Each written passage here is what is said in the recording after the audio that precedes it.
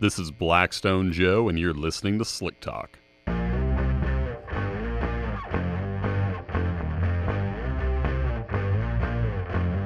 If I say I'm an oil man, you will agree.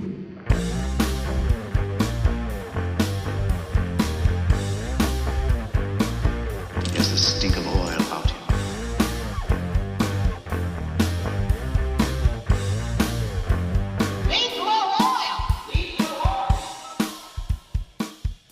All right, welcome into episode 103. Today we have Eric on the show. Eric is a unique guest in the sense that he's the first Blackstone employee that we've had make a guest appearance who has never written a report before.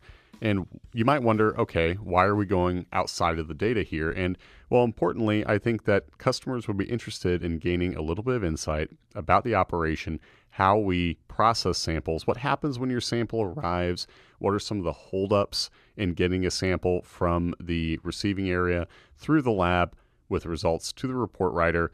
Every step of that operation matters, and there can be unique challenges to every step in that operation. So what we want to do with this episode is bring on a guest who's able to describe exactly what goes into that process, receiving a sample, unpacking it.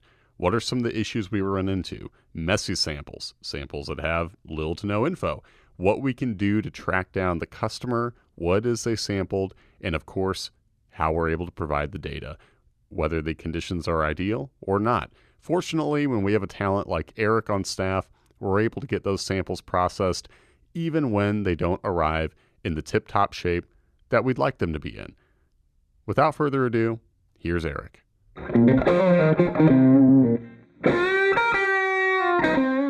So you listen to a few shows in preparation, and I don't know if this would have come across, but you're the first guest who is not a report writer. Not counting your friend. Well, out from in the building. Though. Oh, yeah. From in the building. Because, we've had, several guests that are just enthusiasts or customers, but you're the first Blackstone employee who has never written a report to be on the show. Which, I mean, it was a past due. It was definitely past due to get a perspective outside of the report writer mindset, because obviously we don't write the reports until the samples get through the lab, and then the lab gives us the data, and then we can actually report it. So giving people more insight onto that side of the operation is something that, we always wanted to do. Like a behind the scenes stuff. Yeah. And I figure what's interesting about you is that, well, first of all, something I don't know about you, let's start there. What is your position technically? Data clerk. In reality, I do. Even when I started, it was always what it is still kind of now, where it's just help out wherever it's needed. Yeah. But as time went on, the mail just became the only thing where it was like, that definitely needs focus. Yeah. And then that just kept piling up to the point where it was definitely not a job for one person to do anymore. And now it's even to the point where like two people is even questionable, which is why we have like that third. And now instead of just me being the only like floater, we have five. We have 5 people that are not doing it. Because I feel like you came along, let's see, how many years have you been here? Just a little over 2. Okay. Because I feel like you came along at an interesting point because like the business has always grown, but you have seen a serious uptick, right? Oh, yeah. So like, I don't know if there's a way to like easily describe or quantify, but is there any sort of, I don't know, say when you come in and you're getting your day going, is there anything you can put your finger on that kind of illustrates just the influx of samples now compared to where it was when you started? Is there any way to kind of describe that? Yeah. So when I first started, an ideal week would be when we would have like 2 buckets left on the table. From the post office? Yeah, from the post office. Yeah.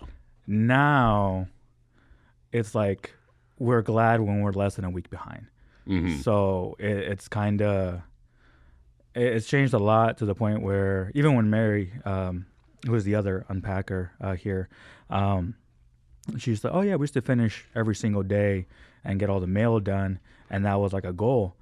that goal is no longer Yeah. a foreseeable thing. Now we just kind of want to keep to the point where we're staying like up to week and not getting behind. And it just depends on how much mail is coming in for sure. And it's not for lack of trying, right? Like you've seen changes in the operation to try and respond to this. So it's not merely a oh well, we're just so gosh darn busy and we don't know what to do about it. Like, what are some of the changes in operation style from when you started as a response of, or in response to handling that flow? No, yeah, we're forever changing. So yeah, like you said, it's not lack for better word of not trying. It's we started with a conveyor belt, and on that table where all the samples we can fit, we outgrew that really quick.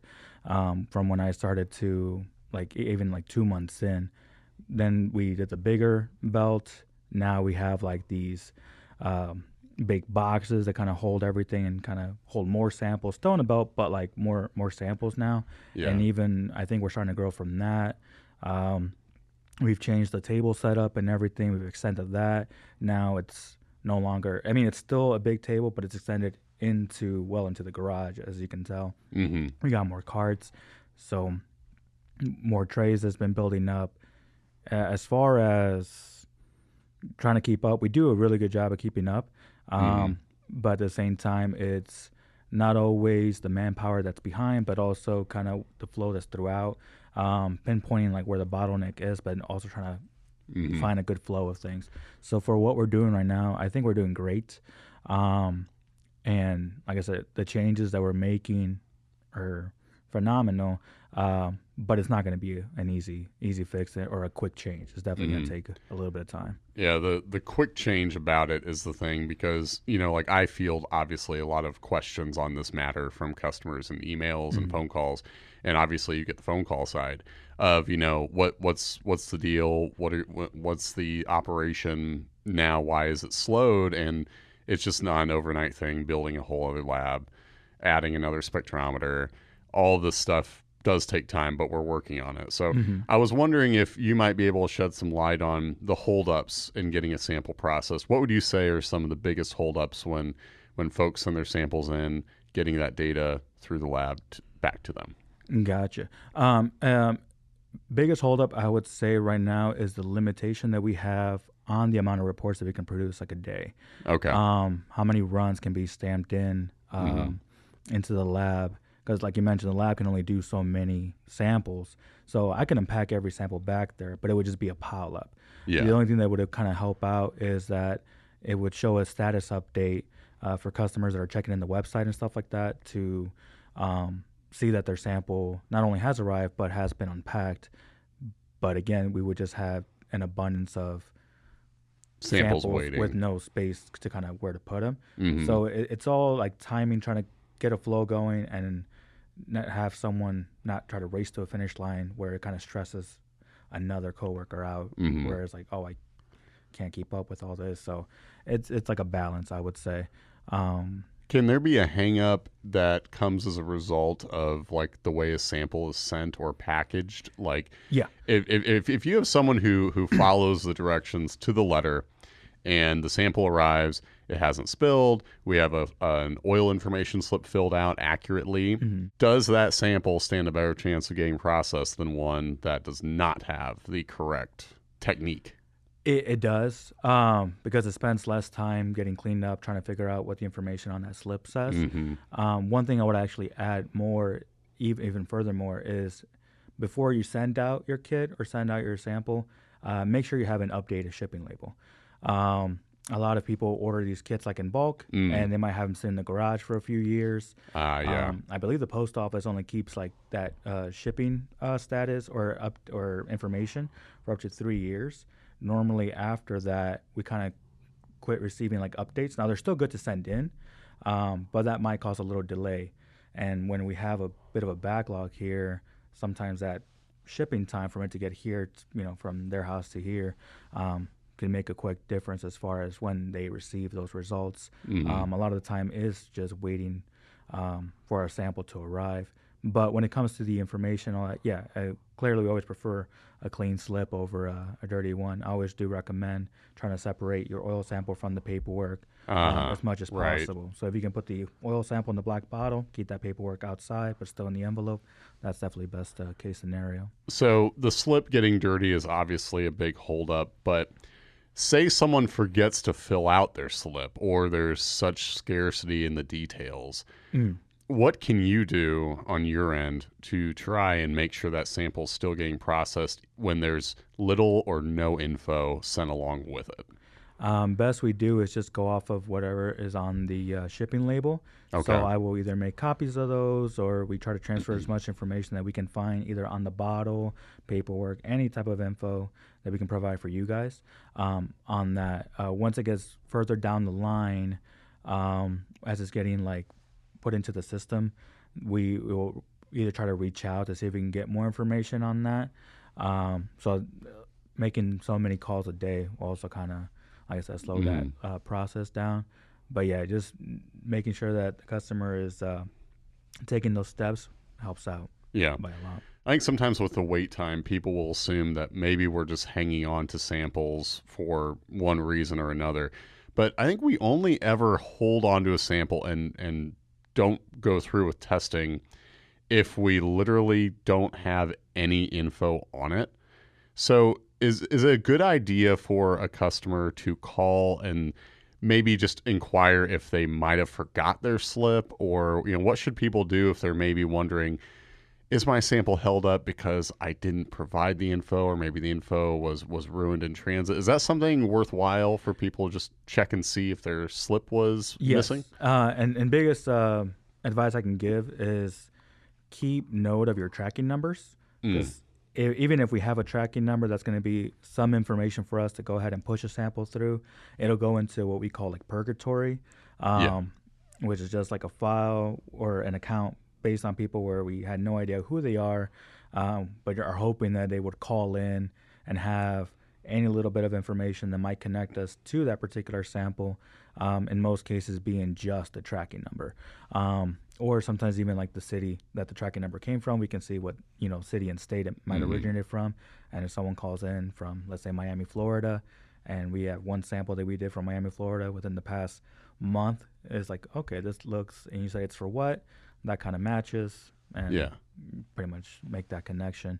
But yeah, in the cases where we have no information whatsoever, those samples do tend to sit, and oftentimes, who knows if we can actually like make that connection to a person. If you remember a few months ago, I was asking you to let me know whenever any odd samples came through, samples that were just particularly nightmarish. And then what we did recently before Halloween is we put those clips together, and then we put a Halloween filter on it with scary music. We're like, sample packing doesn't have to be spooky. I saw that. Yeah. Yeah. And so were those like the worst samples you've seen, or can you walk me through what you would describe as I don't know, if it's not the worst you've seen, a garden variety nightmare sample, and what makes it a difficult sample to deal with? No, by far the worst sample I've ever seen. Again, when you brought it up, that's just the collection that I was able to gather for that time frame, which was still quite a bit. There's still one to this day that I question how it all happened, and the only thing I can think of is it might have been given to a mechanic. I think the customer filled out the paperwork, gave the mechanic like the kit, and then whoever opened the sample just put oil in it with bottle, paperwork, everything inside of it, check, but filled up the whole black bottle with oil.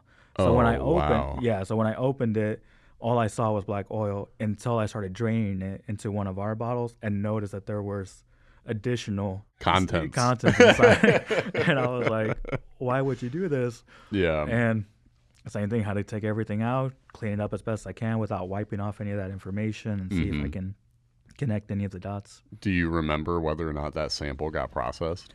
We did, yeah. So we were able to make out like the name, and then from that name we did the search, and we also, so it was the name and the city, so that kind of helped out.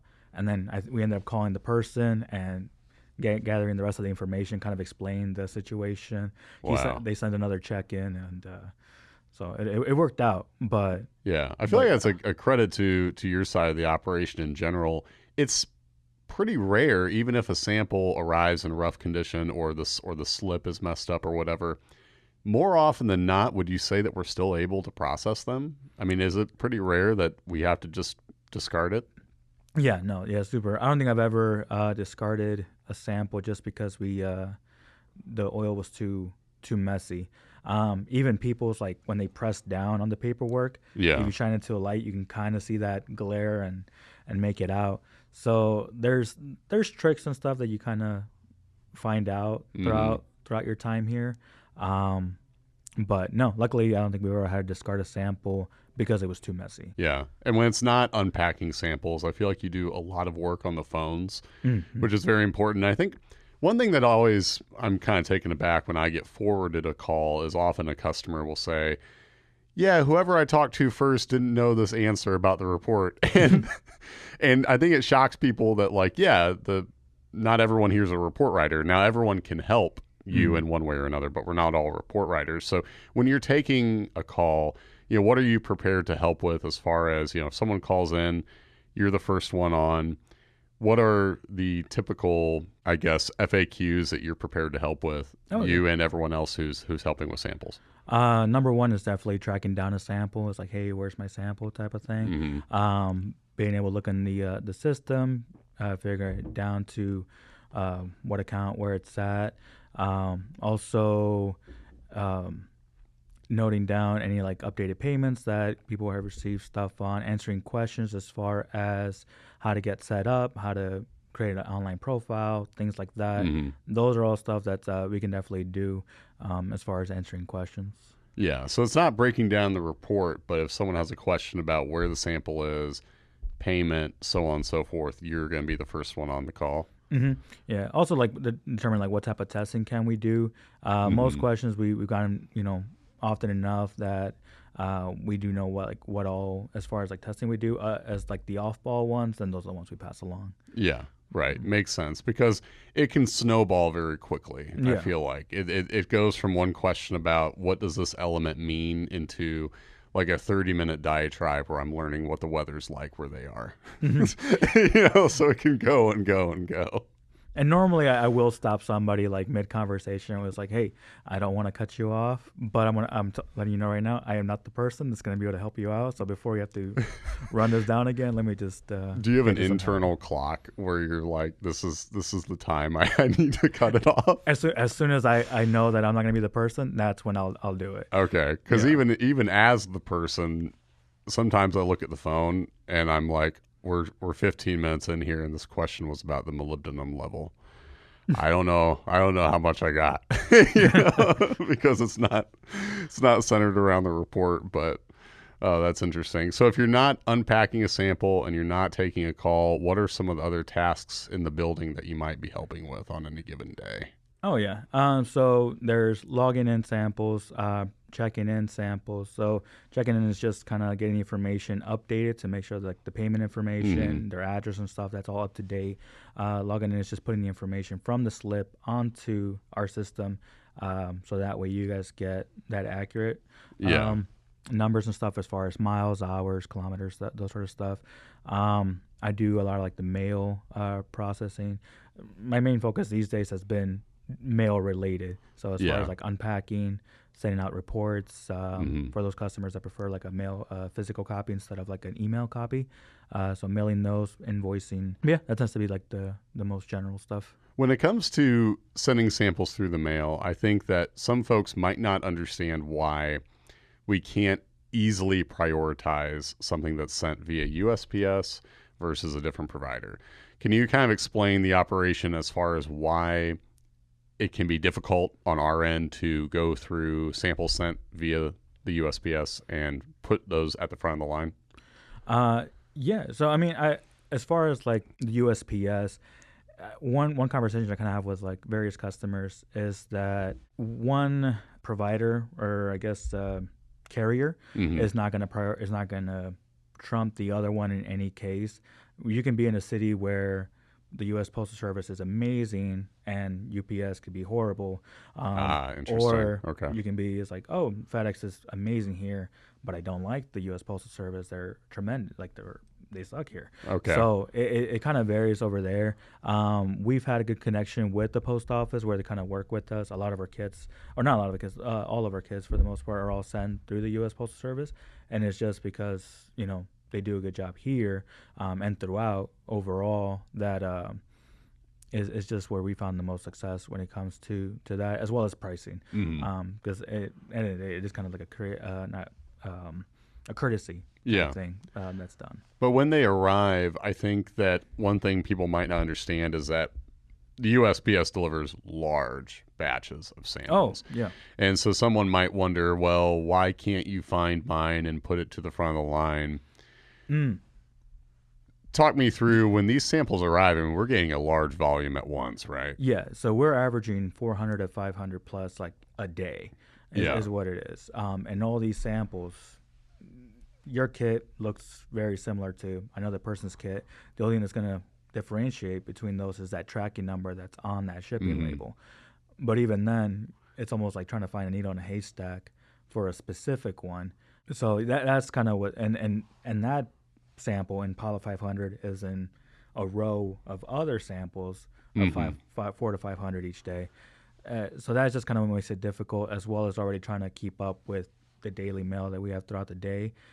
Going out and digging through these buckets of mail, trying to find that one specific sample can be time consuming.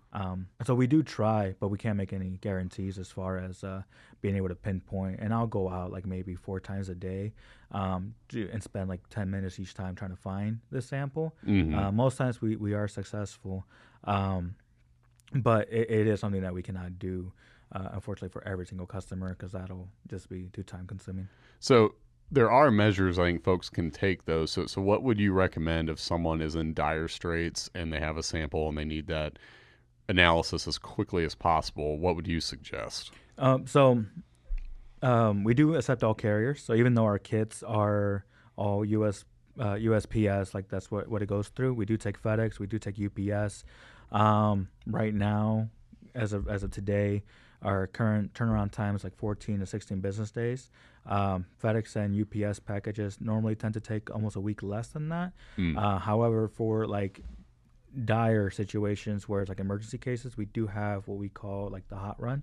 We only do one a day, but for those samples, anything that gets expressed overnighted to us, we try to have it done between 2 to 4 business days is what it currently is. Normally, before in the past, we've done like the 1 to 2, but we've gotten enough now that we kind of had to expand that a little bit. But the 4 or the 2 to 4 all the way is a huge difference from that current 14, which hopefully it'll all go back down once we, settle everything out. Yeah, more writers, another lab. Yeah. All of that can greatly help at every stage of the operation, I think. So, yeah, we're working on it, that's for sure.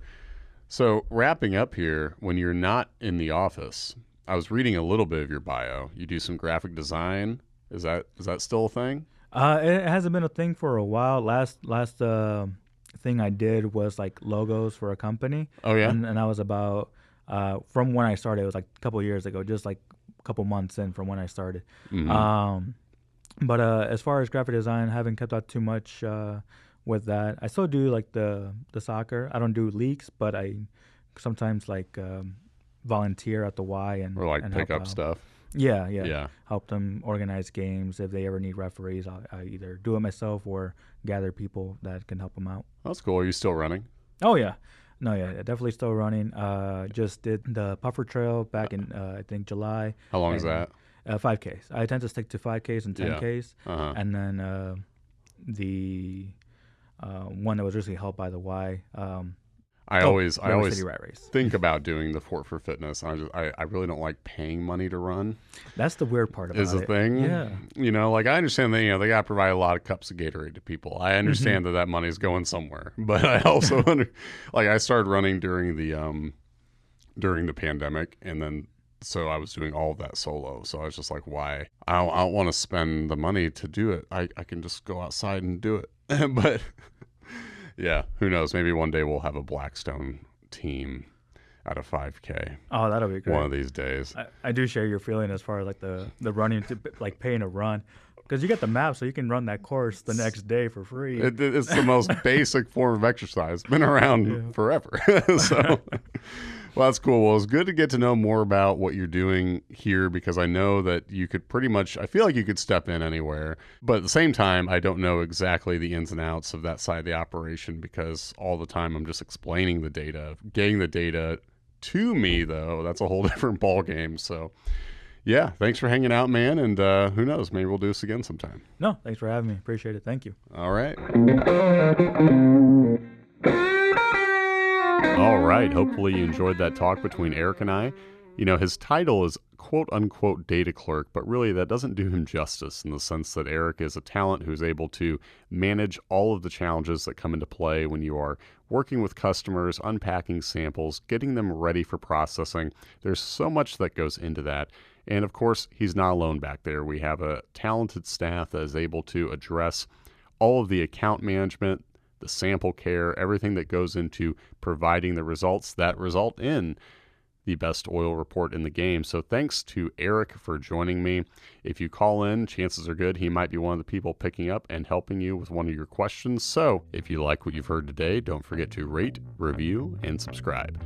This is Blackstone Joe signing off.